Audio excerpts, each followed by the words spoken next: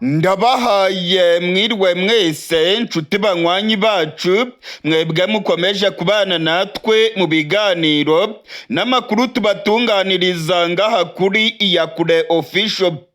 Iyakure Official ni imboneshakure imwe rudende ibashitsa ko amakuru yizewe, amakuru atosoye, amakuru aba yatohojwe n'itsinda ry'abamenyesha amakuru b'inzobere mu karere k'ibiyaga binini, maze tukayabashikiriza mu buryo bwihuse.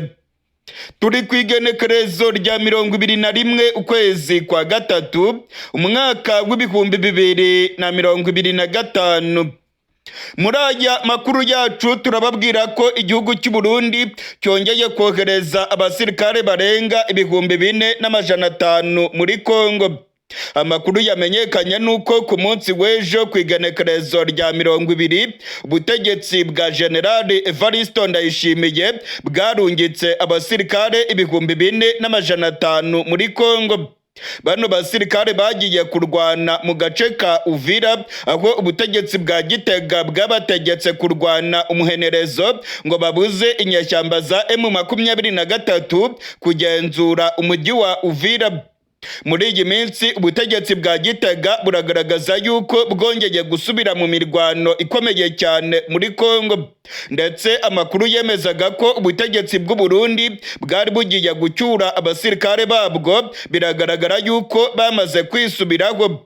Abarundi barimo kwisuka muri Kongo ku bwinshi, ndetse General Neva yamaze guhindura ibitekerezo byiwe, yongeye gukorana mu buryo bukomeye cyane n'ubutegetsi bwa Kinshasa.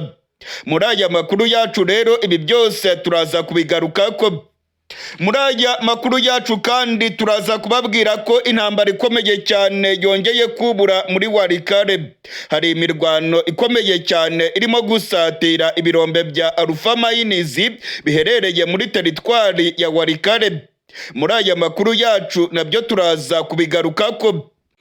Muri aya makuru yacu kandi turababwira ko ibihugu bya SADC birimo gutegura intambara ikomeye muri Kongo. Hari amakuru yamenyekanye yemeza ko SADC irimo gutegura abasirikare b'abakomando bagomba kurungikwa muri Kongo. Amakuru aravuga yuko SADC irimo gutegura abasirikare b'abakomando bagomba kuzajya muri Kongo nyuma y'aho abasirikare ba SADC bacakiriwe mu mujyi wa Goma bazaba bamaze gutaha mu bihugu byabo. Ubungubu SADC irimo gukora ibishoboka byose ngo icyure abasirikare bayo bagotewe mu mujyi wa Goma, mu bigo bya Mubambiro ndetse no ku kibuga cy'indege.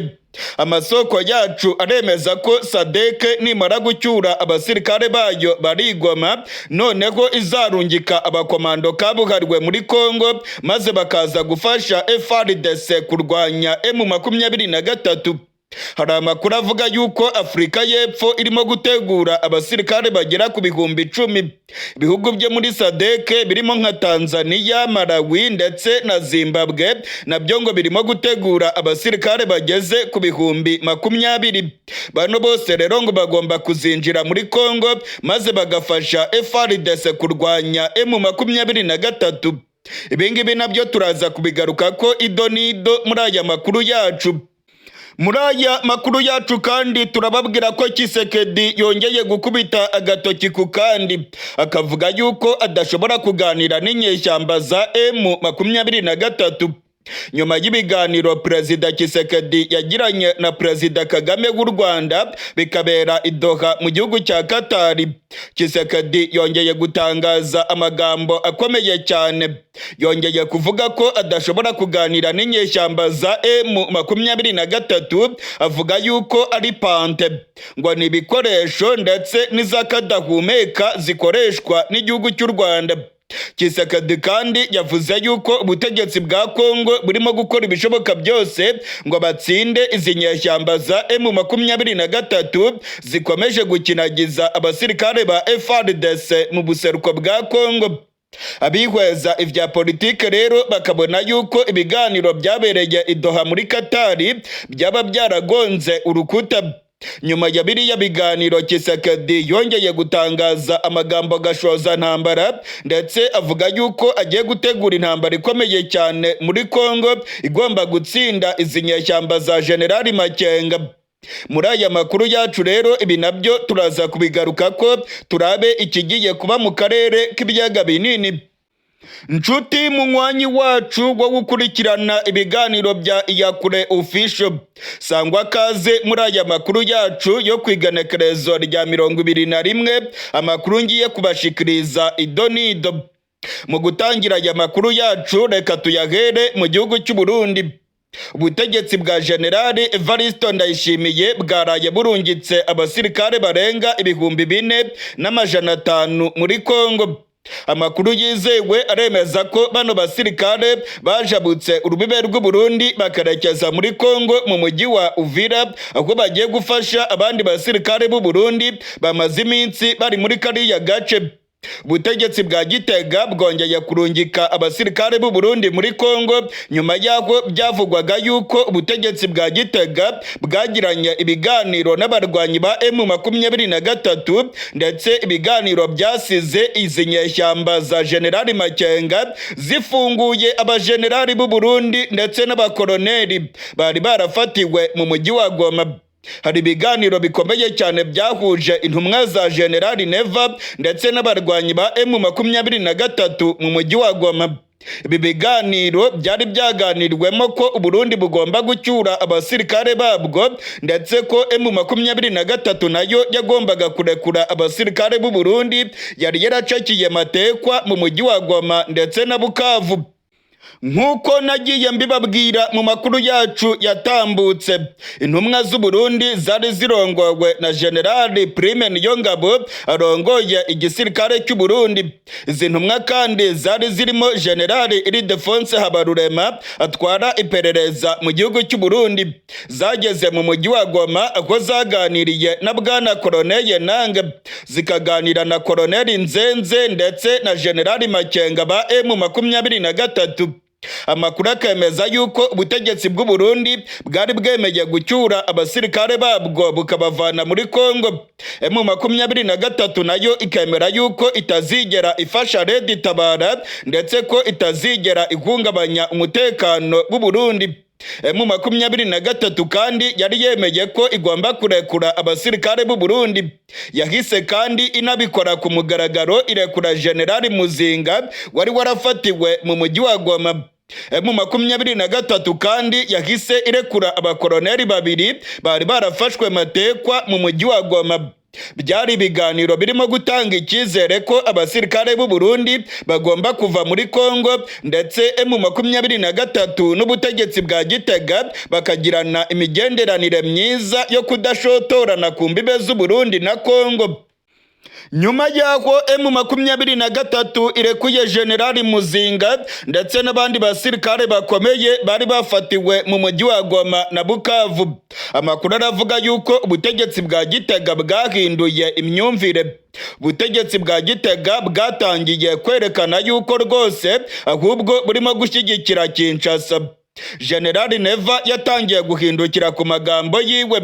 Generali Neva yatangiye gutegeka abasirikare b'u Burundi bari muri Kongo gukomeza kurwana ndetse no gukomeza gufasha FARDC.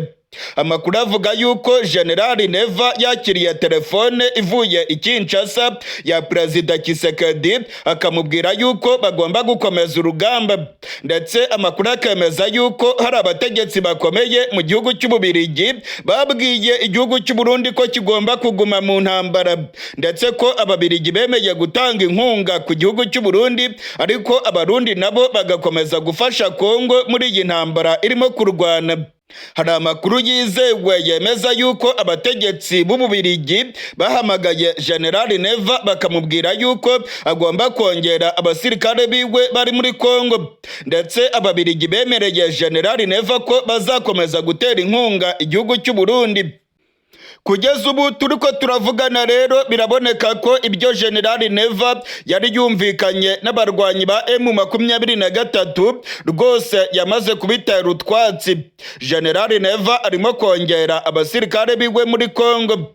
Generali Neva arimo gukorana na Tshisekedi, ndetse Ababiligi bategetse Uburundi ko bugomba kurwana muri Kongo, ndetse ko inkunga yose Uburundi buzakenera Ababiligi bazayitanga.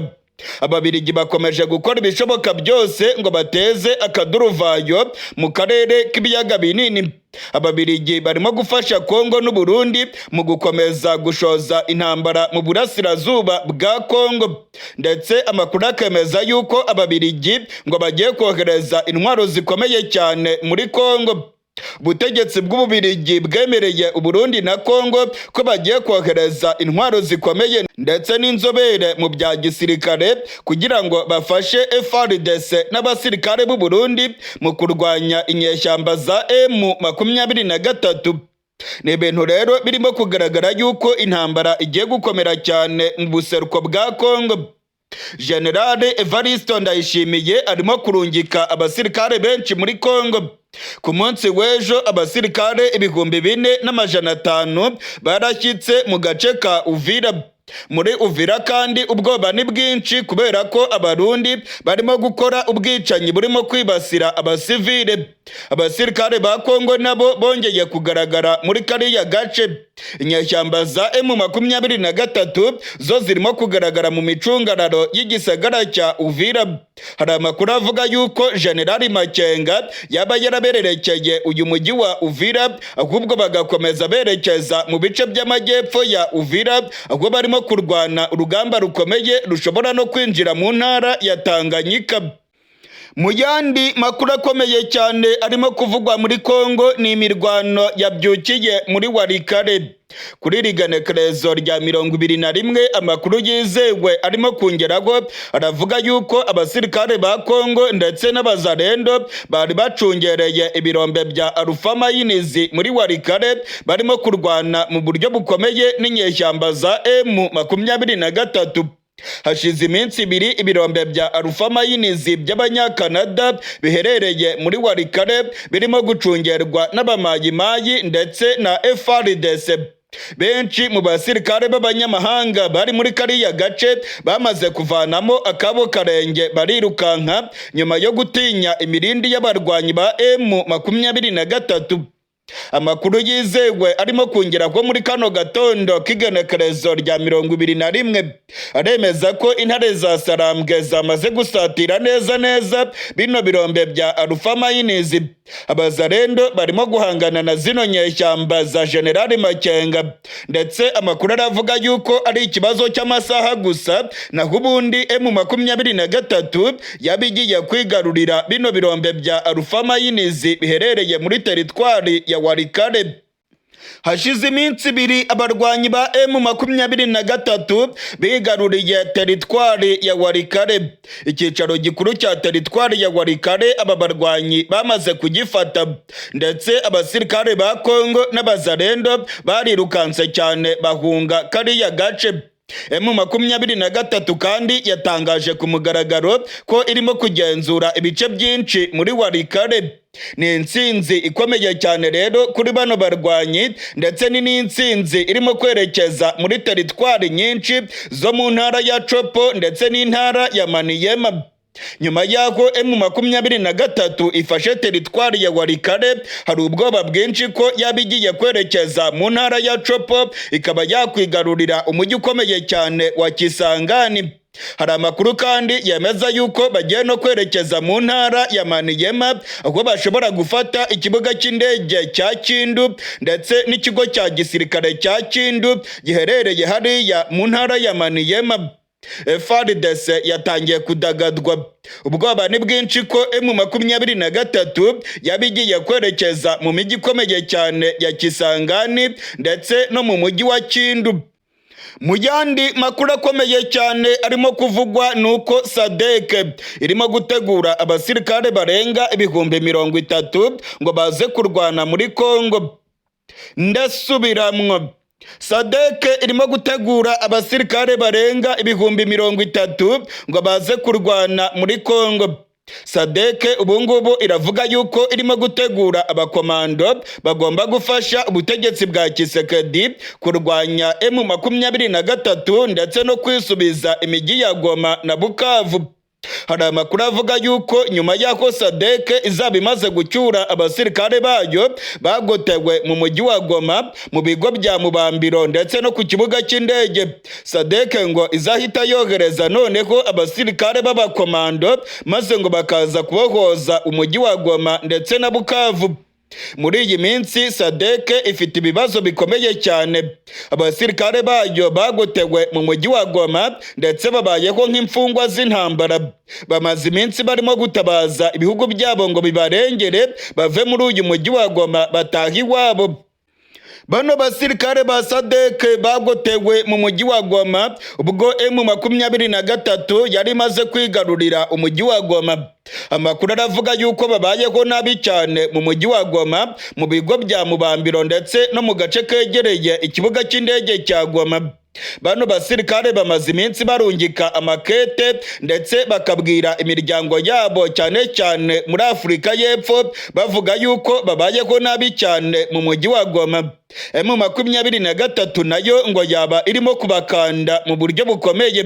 SADC rero yemeje yuko ubutumwa bwayo muri Kongo bushyirwaho iherezo ndetse harimo gutegurwa uburyo bwo gucyura bano basirikare ba SADC bamaze kugoterwa mu mujyi wa Goma bakaba barahindutse imfungwa z'intambara.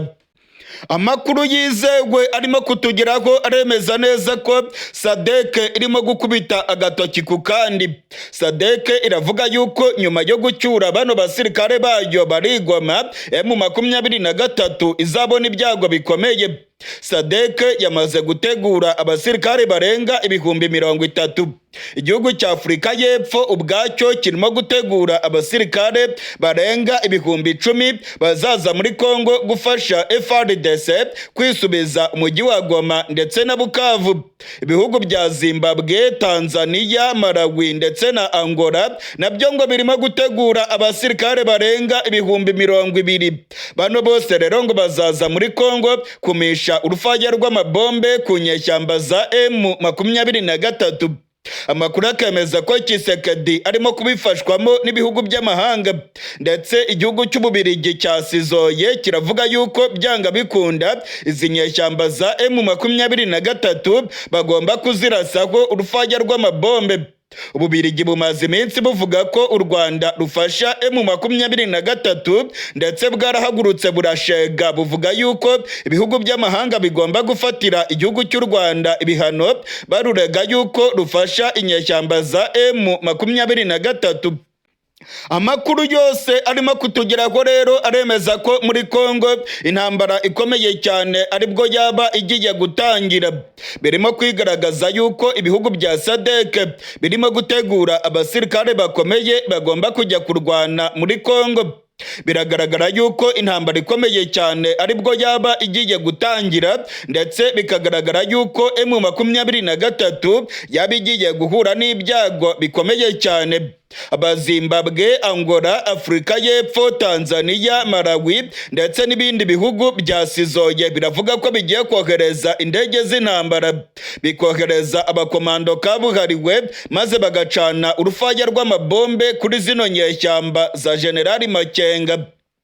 Mu gihe rero SADC irimo gutegura intambara ikomeye cyane muri Kongo, Perezida Tshisekedi nawe akomeje gutangaza ko rwose atazigera aganira n'inyeshyamba za M23. Nyuma y'ibiganiro byabereye i Doha muri Qatar, Perezida Tshisekedi agahura na Perezida Kagame w'igihugu cy'u Rwanda. Tshisekedi yahise atangaza amagambo akomeye cyane. Yavuze yuko atazigera aganira na M23 ndetse avuga yuko M23 ari ibikoresho by'igihugu cy'u Rwanda, ngo ntabwo rero ashobora kuganira nabo. Nyuma y'ibiganiro byabereye i Doha muri Qatar bigizwemo uruhare na Emiri wa Qatar, Perezida Tshisekedi akomeje kwinangira ndetse arerekana yuko agiye gutegura intambara ikomeye cyane muri Kongo. Perezida Tshisekedi yagiranye ibiganiro bikomeye n'ibimenyesha makuru nka Le Figaro ndetse na Fox News y'Abanyamerika. Tshisekedi yavuze yuko adashobora kuganira na M23, yongeye kugaragaza ko ngo u Rwanda rwateye Kongo, ndetse avuga ko u Rwanda ari rwo rurimo gufasha abarwanyi ba M23. Yavuze yuko M23 ari igikonoshwa kirimo ubusa, ndetse yongera kuvuga yuko ari ibikoresho by'u Rwanda, yongera kubitaza kadahumeka, ndetse avuga yuko adashobora kuganira n'abo yita repante. Kugeza ubu rero abihweza ivya politike barabona ko ibiganiro byabereye i Doha muri Katari byaba byaragonze urukuta, ndetse bakabona neza ko imigambi ya Tshisekedi yo gufasha FDLR hagamijwe guhungabanya umutekano w'u Rwanda, Tshisekedi yaba yikomeje. Tshisekedi yatangaje yuko FDLR ngo atari ikibazo ku mutekano w'u Rwanda. Ni amagambo akomeye cyane Tshisekedi yatangaje, ndetse yerekana neza ko arimo gushyigikira inyeshyamba za FDLR. Tshisekedi ubwo yaganiraga n'ibimenyesha makuru yongeye gukora ikosa rikomeye cyane ryo kuvuga yuko FDLR ari abantu barimo guhirimbanira uburenganzira bwabo. Tshisekedi yavuze ko FDLR ngo ari abantu badafite icyo batwaye, ndetse ngo ni abantu batarenze 700. Ibingibi ni ibintu bigaragara yuko Tshisekedi arimo gushyigikira zino nyeshyamba, ndetse ko Tshisekedi rwose asigura yuko ntacyo zibangamiyeho umutekano w'u Rwanda. Ibingibi Tshisekedi arimo gutangaza ni ibinyoma, ndetse Tshisekedi arabivuga mu gihe abizi neza ko arimo gufasha zino nyeshyamba za FDLR zirimo abasize bakoze jenoside mu gihugu cy'u Rwanda. Izi nyeshyamba arimo kuziha intwaro, ndetse ikigamijwe ngo ni ugutera igihugu cy'u Rwanda, ndetse bakavanaho ubutegetsi bw'u Rwanda. Tshisekedi yongeye kugaragaza ku mugaragaro ko ashyigikiye FDLR, ndetse yerekana ko ngo FDLR atari ikibazo ku mutekano w'u Rwanda. Ni ibintu rero birimo kugaragaza yuko imyumvire ya Tshisekedi ndetse n'imikorere ya Tshisekedi birimo kuganisha habi, ndetse biragaragaza yuko Tshisekedi atiteguye gusenya FDLR, ndetse nta nubwo yiteguye kwitandukanya na zino nyeshyamba.